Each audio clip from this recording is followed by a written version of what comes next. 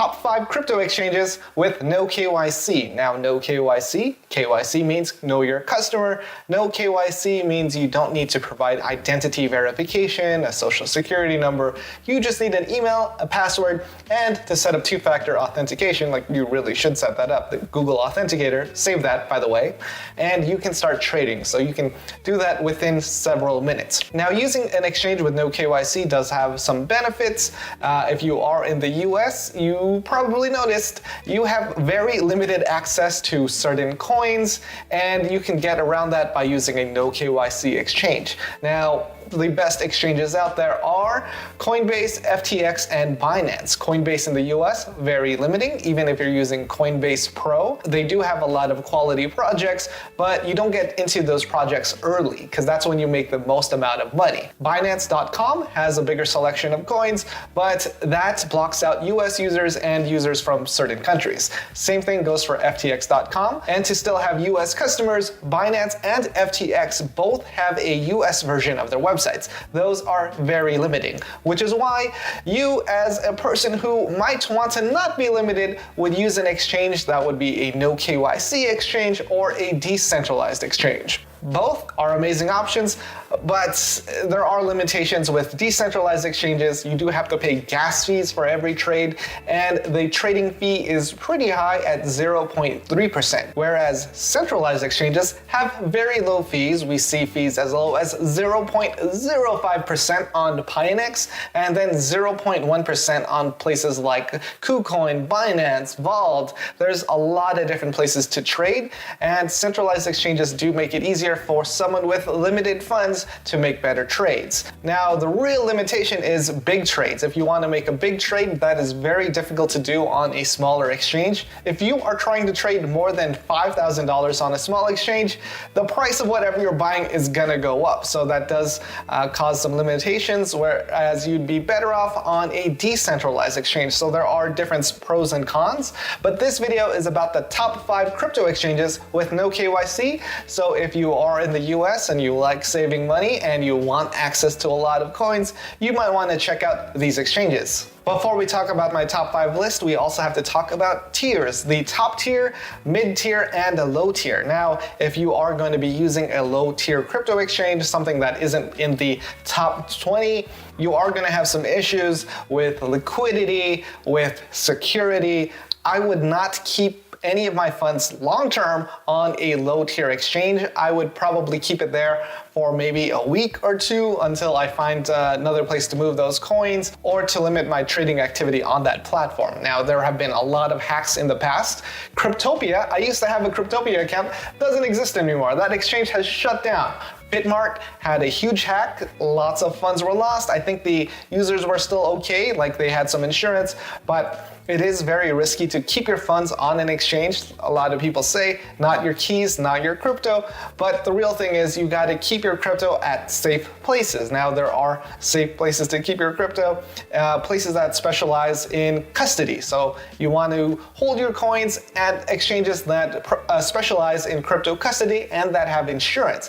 So that would be places like Gemini, Coinbase, and Binance. So it's up to you on where you want to keep your crypto, but a lot of places do specialize in it, and a lot of the top tier platforms have insurance, and that is something you want to focus on because you don't want to lose your funds, and additionally, you just don't want to keep all your funds in one place. So that is a tip for you, the user, and if you can help me out by hitting that like button, I would appreciate that. If you are new to the channel or haven't subscribed yet, please consider subscribing.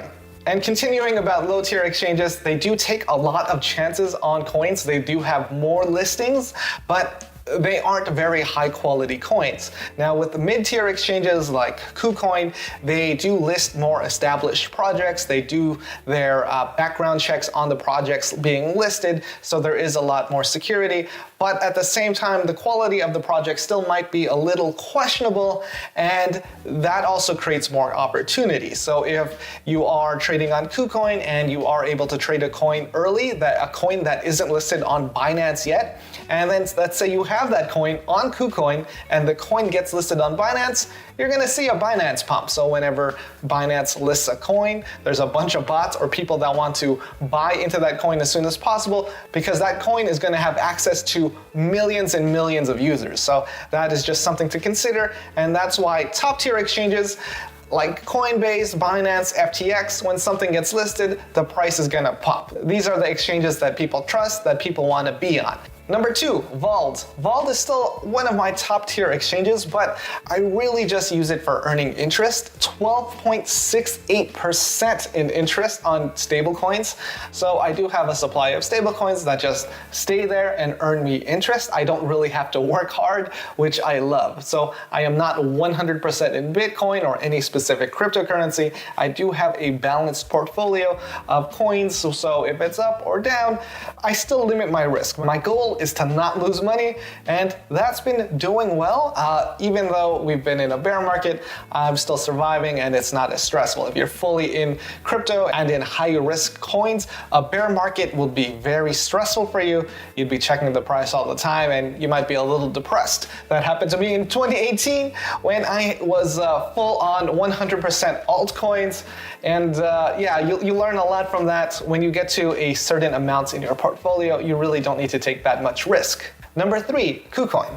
As I mentioned earlier, KuCoin does list quality projects because they have to vet and do their due diligence for any project that gets listed. So they do list some coins much earlier than Binance and Coinbase, and that creates a big opportunity. Now, not all coins listed on KuCoin are going to make it to that top tier exchange, but some do. So it takes a lot of research to find those opportunities. Now, one of the biggest drawbacks of using KuCoin, they have very high withdrawal fees. I remember for one ERC20 token, like anything that's on the Ethereum network, they have static pricing on the coins you want to withdraw. If that coin goes up in price, the withdrawal fee with that same coin is still the same price. I remember I had to withdraw a coin and it cost me $60, which is a lot, but it's still much cheaper than using a decentralized exchange on Ethereum. So you kind of have to weigh out the pros and cons, and you have to understand how much is this withdrawal fee going to cost me. And in spots number 4 and 5, Gate.io and MEXC. No KYC, but they list coins very early, very early. Like, they are one of the exchanges that are the first ones to list a coin. There are lots of opportunities, but also lots of risk. Since these are exchanges that list early, there are a lot of arbitrage opportunities out there when comparing the same rates on a decentralized exchange. Let's say the coin only trades on PancakeSwap and Gate.io, there might be opportunities out there for arbitrage. So those are my top 5 crypto exchanges. If this video has been helpful, hit that like button. Doing a quick recap: Vault, KuCoin, MEXC, and Gate.io. So with that, I hope you got your full value for today. Oh, and yeah, I'm kind of in a new place today, still setting up. So yeah, the video is gonna be a little different until things get set up properly. All right, and with that, I hope you got your full value for today.